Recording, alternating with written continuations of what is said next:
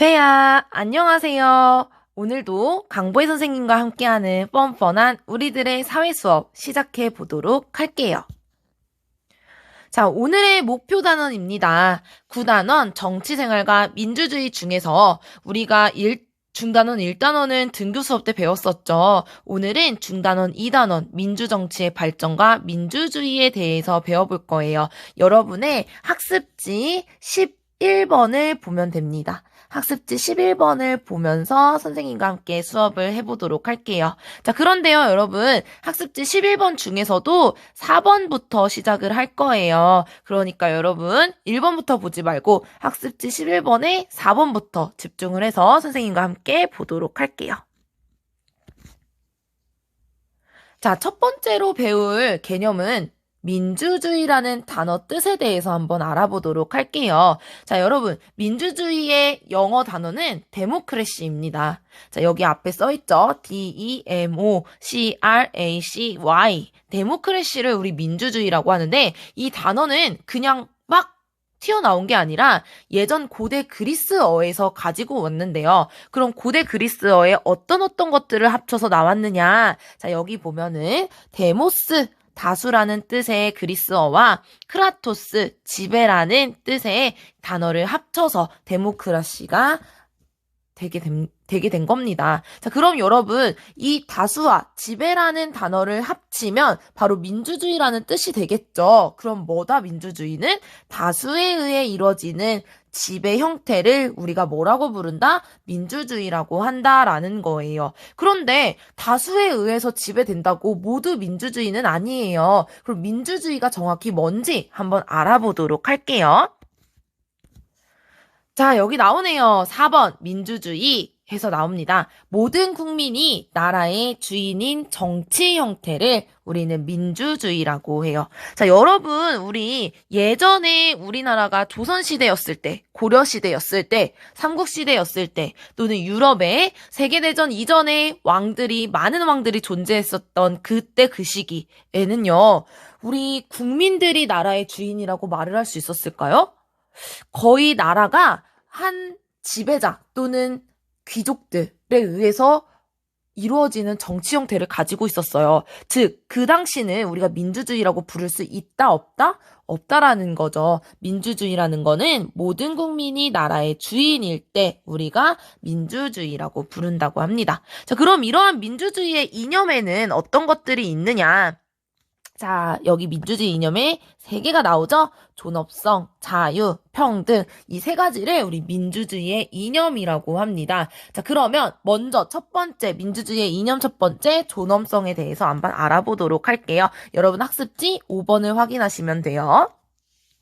인간의 존엄성이란 민주주의의 근본 이념이다. 그래서 이 인간의 존엄성이란 출발점인 동시에 민주주의가 추구하는 궁극적인 목표를 우리는 인간의 존엄성이라고 한다. 즉, 민주주의가 이루어지기 위해서는 인간의 존엄성이라는 이 성격이 존재해야 되는 것이고, 또 민주주의는 이 인간의 존엄성을 위해서 시행되어야 된다라는 뜻이에요. 그러면 이 인간의 존엄성이란 건 무엇이냐? 자, 여기 나오죠, 여러분? 모든 인간은 인간이기 때문에 존중받아야 함. 이거를 우리는 인간의 존엄성이라고 해요.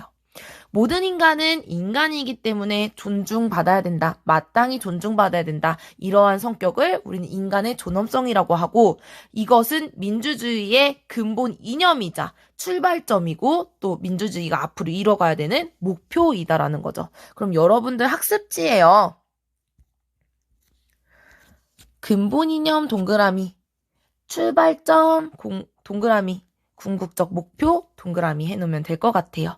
자, 모든 인간은 인간이기 때문에 마땅히 존중받아야 되는 이 인간의 존엄성이란 것은 민주주의의 첫 번째 이념이다. 즉, 민주주의가 가장 크게 이루어야 될 목표이자 민주주의가 시행돼야 되는 이유인 거죠. 인간의 존엄성.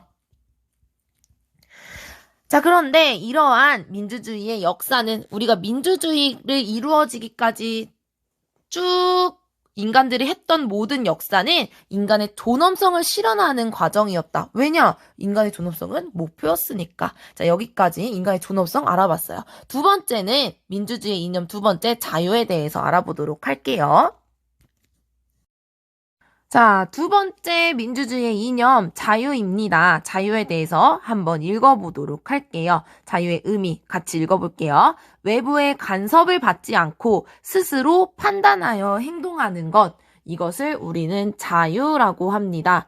즉, 특히나 국가로부터 부당한 강제나 구속을 받지 않는 것을 민주주의에서의 자유라고 보는데요. 이러한 자유가 보장되지 않으면 인간은 존엄성을 보장받지 못해요, 여러분. 그래서 우리나라에서는 신체의 자유나 표현의 자유, 를 통해서 이 자유를 보장해주고 있는데요. 자, 이러한 신체의 자유나 표현의 자유 등 자유는요, 타인의 권리를 침해하지 않는 한도 내에서만 인정이 된다는 거예요. 즉, 내가 자유롭게 막 교실에서 떠들고 싶어. 그런데 이렇게 떠들었을 때 우리 반 친구들의 수업에 대한 권리를 침해하게 되면은 나의 떠들 수 있는 자유는 인정되지 않는다는 거죠. 이해가 됩니까? 즉, 내가 자유롭게 살 수 있지만 우리는 공동체 안에서 살고 있기 때문에 다른 사람들의 권리를 침해한다면 그 자유는 조정해야 되고 인정받지 못한다는 얘기입니다. 이해됩니까, 여러분? 자, 그런데 여러분, 이러한 자유는요, 사실 종류가 두 가지가 있어요. 어떤 종류가 있냐? 첫 번째는 소극적 자유. 두 번째는 적극적 자유가 있어요. 자, 그래서 소극적 자유란 건 무엇이냐면 여기에 있는 이게 바로 소극적 자유예요. 외부로부터 어떤 억압이나 또는 신체적 구속을 당하지 않는 걸 우리는 소극적 자유라고 합니다. 그러면 적극적 자유는 무엇이냐? 자, 나의 신체적인 것에 대해서 억압되지 않고 적극적으로 내 권리를 얘기할 수 있을 때 그걸 우리가 적극적 자유라고 하거든요. 그래서 국가의 정책 결정에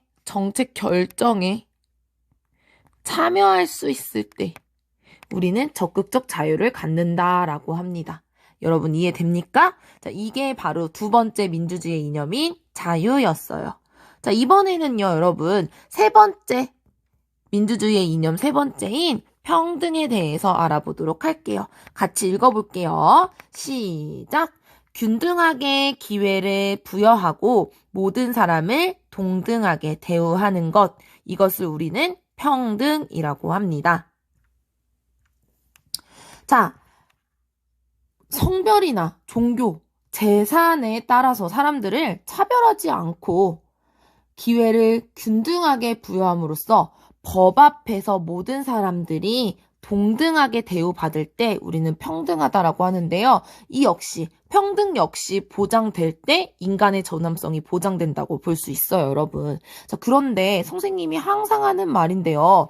자, 우리가 신체적 조건이나 또는 교육 수준, 직업, 이런 후천적 차이로 나타나는 불평등한 형상을 우리가 균등하게 기회를 준다고 똑같이 평등할까요? 자, 다시 조금 더 풀어서 설명을 해볼게요. 자, A라는 사람이 있어요. A라는 사람은 집안이 되게 가난해. 빈곤층이야. 그래서 어렸을 때부터 엄마 아빠가 나가서 일을 하시느라고 아이를 잘 챙겨주지 못했어. 그래서 굉장히 말랐어. 그리고 학습을 신경 쓰지 못하다 보니까 한글을 쓸 수는 있지만 굉장히 맞춤법도 틀리고 기초 학습 능력이 굉장히 낮은 사람이야. 자, 근데 B라는 사람이 있는데 이 사람은 엄청난 대기업의 아들이야. 자, 이러한 B 사람은 엄청나게 영양적으로도 맛있는 것도 먹고, 영양 전문가가 막 챙겨주겠죠? 자, 그 다음에 기초학력도 겁나 높아서 기초학력이 뭐야? 엄청난 전문적인 교육을 받았겠죠. 자, 이 A와 B 사람은 똑같이 기회를 균등하게 받는다고 하면은 결과적으로 똑같은 곳에 도달할 수 있을까? A나 B가? 누가 먼저 여기에 도달할 수 있을까? 당연히 B겠죠. A는 도달하지 못할 수도 있어요. 자, 이러한 기회 균등만으로 우리가 모든 사람이 결과적으로 평등해지지 않아요. 그래서 고안하는 게 있습니다. 그게 바로 뭐냐? 바로 여기에 나오는 실질적 평등이에요. 자, 실질적 평등 읽어볼게요. 선천적, 후천적 차이를 고려하여 사회적 약자를 배려하는 것. 이것을 우리 실질적 평등이라고 하는데요. 자, 똑같은 기회를 주는 것만으로 모든 사람이 평등해지지 않아요. 왜? 처음부터 출발선이 달랐기 때문에요. 그래서 출발선을 맞춰주도록 하는 그 평등을 우리는 실질적 평등이라고 부르고, 선천적이고 후천적 차이를 고려하여 사회적 약자를 배려하는 이러한 실질적 평등이 있어야 한다라는 걸 말하고 있는 거죠. 자, 여기까지 민주주의의 이념, 첫 번째 인간의 존엄성, 두 번째 자유, 세 번째 평등에 대해서 배워봤어요. 그런데 조금 더 자세히 인간의 존엄성과 자유와 평등의 관계에 대해서 알아보도록 할게요. 자, 인간의 존엄성, 자유, 평등이라는 민주주의의 이념에 대해서 우리 그 관계성을 조금 더 자세히 살펴볼게요. 자, 선생님이 인간의 존엄성은 곧 민주주의의 궁극적인 목표이자 또 근본 이념이라고 했었죠. 그리고 출발점이라고도 했어요. 자, 그러면 민주주의가 처음에 해야 된다라고 얘기가 나왔던 이유는 인간들의 마땅히 인간이기 때문에 존중받아야 된다는 인간의 존엄성 때문에 민주주의를 해야 된다라고 나왔어요. 자, 그리고 우리 민주주의는 곧 앞으로 계속 목표는 인간이 존중받는 것을 목표로 간다. 그래서 인간의 존엄성이 근본 이념이라고 했어요. 자, 그런데 이러한 인간의 존엄성이 보장받으려면 두 가지가 사람들에게 주어져야 되는데 그것이 바로 뭐냐? 자유와 평등인 거죠. 자, 그런데 이 관계성 한번 볼게요. 자, 관계성 한번 봅시다. 자, 자유를 조금만 더 주게 된다면 개인에게 자유를 조금 더 허용한다면 어떤 일이 생기냐? 평등이 내려가게 돼요. 그 말이 무슨 소리냐? 자, 엄청난 부자가 있어. 근데 이 부자는 내가 부자기 때문에 돈이 많잖아. 그래서 나는 조금 더 돈을 더 벌고 싶어. 그래서 나는 자유가 있으니까, 인간으로서 자유를 가지고 있으니까 아파트를 계속 사고 싶은 거야. 그래서 아파트를 사서 집값이 오르면 팔고 또 아파트를 또 사서 또 팔고 하면서 그 차익을 통해서 나는 계속 더 부자가 되고 싶어. 자, 그래서 얘가 막 말하는 거야. 저에게 이런 자유를 주세요. 라고 해서 자유를 막 줘. 그러다 보면요, 여러분. 기회를 균등하게 주는 평등에 문제가 생기죠. 돈이 없는 사람은 아파트에서 살 자격이 없어지게 되겠죠. 자, 즉, 개인의 자유를 너무 많이 보장하게 되면은 사람들의 뭐가 낮아진다? 평등이 낮아진다라는 얘기예요. 자, 그러면 이 자유와 평등이 반대가 됐을 때 한번 볼까요? 자, 이번에 평등을 조금 더 많이 보장했을 때는 어떻게 될까요? 자유가 떨어지게 돼요. 예를 들어서, 자, 사람들은 똑같이 살아야 됩니다. 결과적으로 평등해야 돼요. 하면서, 자, 모두 다 아파트 값을 지금부터 다 동결하겠습니다. 그리고 앞으로 아파트를 2채 이상 사는 거는 금지입니다. 다 모두 똑같은 아파트에서 똑같은 가격으로만 하겠습니다. 라고 하게 되면, 근데 저는 좀, 바닷가에 바다 알러지 같은 게 있어서요. 바닷가 근처에서 살면 안 되는데요. 제가 배당받은 아파트는 바다 근처라서요. 다른 데로 옮길 수 있을까요? 저의 자유를 좀 보장해 주시면 안 되나요? 안 됩니다. 라는 자유가 조금 더 보장되지 않는 상황이 온다는 거죠. 자, 그래서 결과적으로 여러분, 뭐가 중요한 거냐? 자유와 평등이 동등한 위치로 공평하게 뭐가 더 높고 낮고 한 거 없이 똑같이 보장될 때 인간의 존엄성이 안정적으로 보장될 수 있다라는 말을 하고 싶었던 거예요. 자, 여기까지 민주주의의 정의 그리고 이념에 대해서 알아봤는데요. 다음은 민주주의의 역사에 대해서 알아가 보도록 해볼게요.